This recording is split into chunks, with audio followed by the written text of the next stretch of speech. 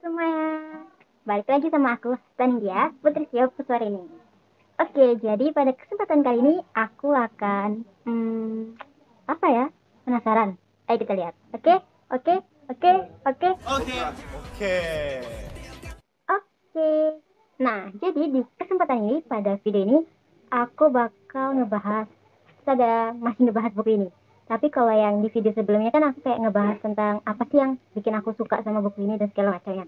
Kalau di video ini aku bakal lebih kayak ke apa ya, nunjukin rasa penasaran aku gitu. Jadi setelah aku baca buku ini tuh kayak ada pertanyaan-pertanyaan yang pengen aku tanyain tentang buku ini gitu. Jadi nah, kemarin kan di video sebelumnya kan aku sempat ngebahas tentang apa sih yang menurut aku menarik dari buku yang aku bacain ini.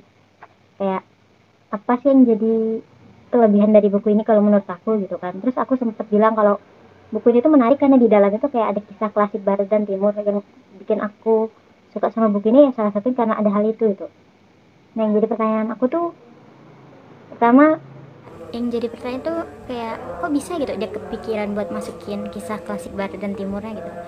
Emang sih dia sempat bilang di kata pengantar kalau banyak buku yang kayak ngebahas tentang apa ya, kecakapan dalam berbahasa, kayak tips-tips supaya kita bisa berbicara di depan umum dengan baik, kayak public speaking gitu. Terus dia bilang kalau banyak buku yang kayak gitu, tapi kalau cuman kayak tips-tips doang tuh kan pasti kayak ngebosenin gitu kan. Makanya dia masukin kisah klasik barat dan timur buat apa ya, jadi bahan dari isi buku dia itu. Tapi yang jadi pertanyaan tuh kayak kok bisa sih dia kepikirannya tuh, idenya tuh masukin kisah klasik barat dan timur gitu. Nah itu sih yang jadi pertanyaan pertama, karena kisah klasik barat dan timurnya itu emang kayak jadi kelebihan dari buku ini sendiri sih, kayak karena kisah-kisahnya juga menarik ya. Terus yang pertanyaan kedua nih kayak masih seputar tentang kisah klasik barat dan timur tadi.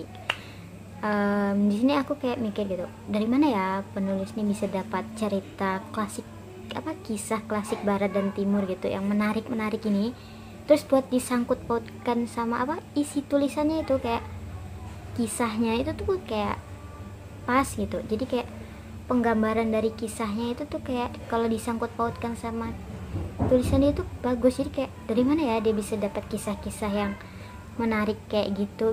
Jadi dari kisah itu juga kita bisa belajar loh.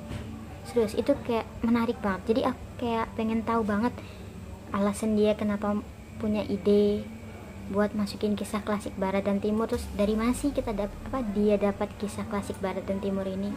Nah kalau pertanyaan ketiga ini tuh apa ya, kan banyak buku kayak gini, buku-buku self improvement tuh yang apa ya, mengajak kita buat menjadi orang yang lebih baik gitu. Jadi kayak ada tips-tipsnya gitu kan. Nah yang jadi pertanyaan aku tuh kenapa buku ini lebih menekankan dengan cara yang berbeda. Soalnya di buku ini tuh dia bukan apa ya, bukan mengajarkan apa ya, bukan memberikan tips-tips untuk menjadi lebih baik, tapi kayak dia tuh memberikan apa ya, kenapa sih kita harus menggunakan metode-metode yang dia buat supaya kita bisa jadi lebih baik. Jadi kayak bukan langsung ngasih tips ini loh cara-cara buat apa berbicara lebih baik, tapi dia kayak ini loh kenapa kamu harus menggunakan cara ini supaya kamu bisa berbicara lebih baik. Nah itu yang jadi pertanyaannya.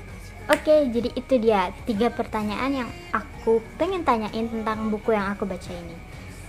Mungkin segini aja video ini, sampai di sini. Maaf kalau misalnya ada kata-kata yang terlalu berbelit-belit atau emang kata-kata aku yang sulit dipahami atau yang emang terlalu muter-muter. Tapi sekali lagi makasih udah nyempatin waktu buat nonton video ini. Oke, sekian dari aku. Sampai jumpa di video-video berikutnya. Oke.